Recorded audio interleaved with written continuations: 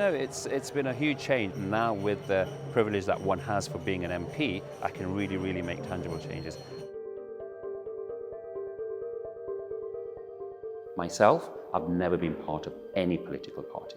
And it was only until the last election, the previous subsequent election to 2019, that I actually, for the first time, physically campaigned for a political candidate, which was Claudia Webb in Leicester East, which is where I live. So that was the first time where I went door knocking for so to speak, for a politician for a couple of weeks. But before then, I wasn't part of any established political party. And the ultimate thing was obviously Gaza happened.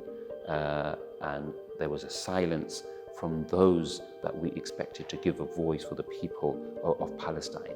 And I think that for me was the last incident that made me fall into, you could call me reluctant, but a reluctant politician. There has to come a point in time when one takes hold of one's own destiny. It was never Shockat Adam's campaign, it was the constituency's campaign. I empowered the community and the constituency to be part of the campaign.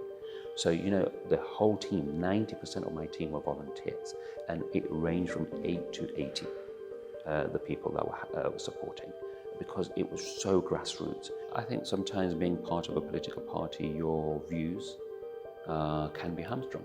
Your actions can be hamstrung because it may be going contradictory to the party line. So, we have many Muslims in all the established parties, and I, as an independent, will not have to face the same dilemmas as they do in terms of is there going to be a contradiction of my personal beliefs and my ethical choices and my moral choices if they are contravening the parties at that particular time. So luckily, I don't feel that constrained, and therefore being an independent gives me that liberation.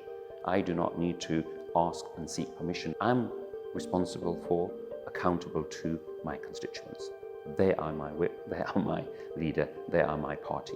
So that is who I represent. This is the first time in history that we have got 5 independent MPs. In fact, all 5 of them are very passionate in what was happening in Gaza.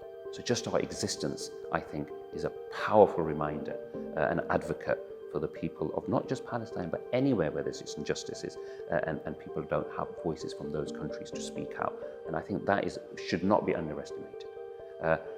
We have already written to the Foreign Secretary regarding the issue in Palestine of stop selling arms, immediate recognition of the state of Palestine, and an immediate ceasefire. I think anybody that enters the political field is subject to, in my opinion, really unfair and almost unacceptable levels of scrutiny in terms of not political, but in terms of personal invasion of space, etc. I possibly, along with people who are similar to myself, may be exposed to a little bit more as independents, as suspect Muslims, as people who, as I said, have been labelled to be only interested in one subject matter. So it comes with the territory. It's not particularly comfortable.